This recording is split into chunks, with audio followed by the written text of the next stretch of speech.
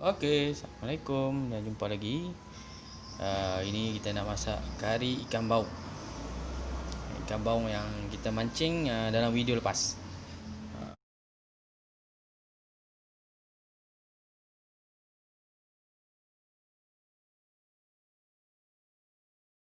Okay, kita nak tumis bahan-bahan tadi ya. Bahan tadi ya.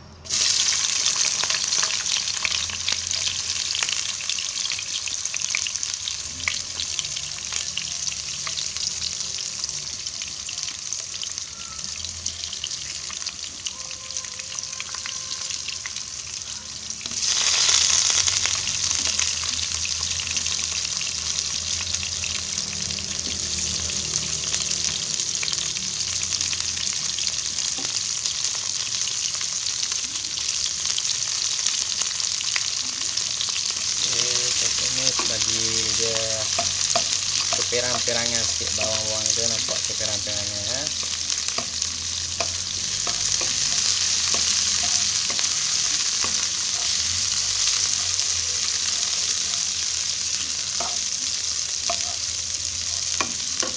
Keperang-perangan kita masukkan serbuk kari ya. Kita tumis serbuk kari ya.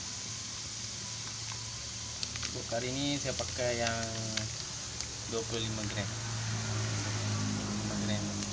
Hijau tambah air sikit ya. Okey, kita tambah air, kita tumis sampai dia naik minyak. Saya pakai serbuk cabai sikit, saya tambah serbuk cabai sikit ya. Dia agak-agak lah, saya nak bagi color dia nampak menarik sikit. Okey, kita tumis sampai dia pecah minyak.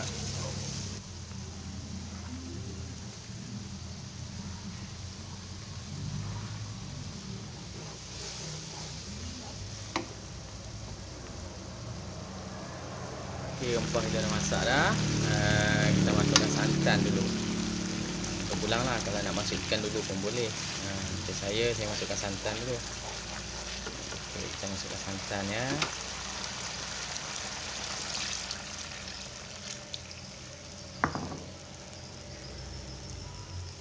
Okey, kita tunggu sampai dia mendidih.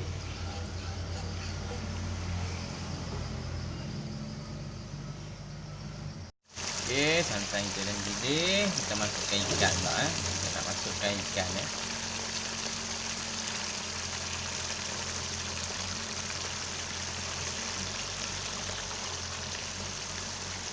Okey, kita tunggu sampai dia masak.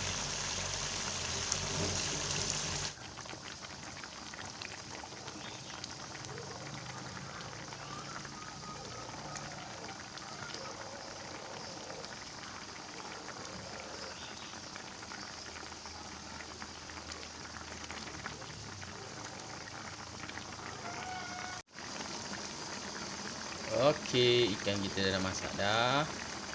Kita masukkan sedikit garam.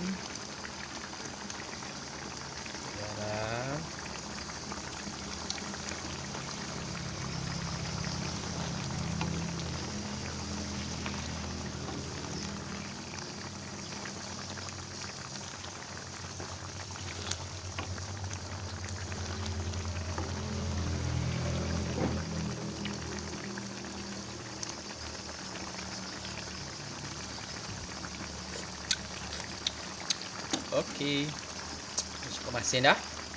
Kita tutup api ya. Okey, sedia untuk dihidangkan. Selamat mencuba.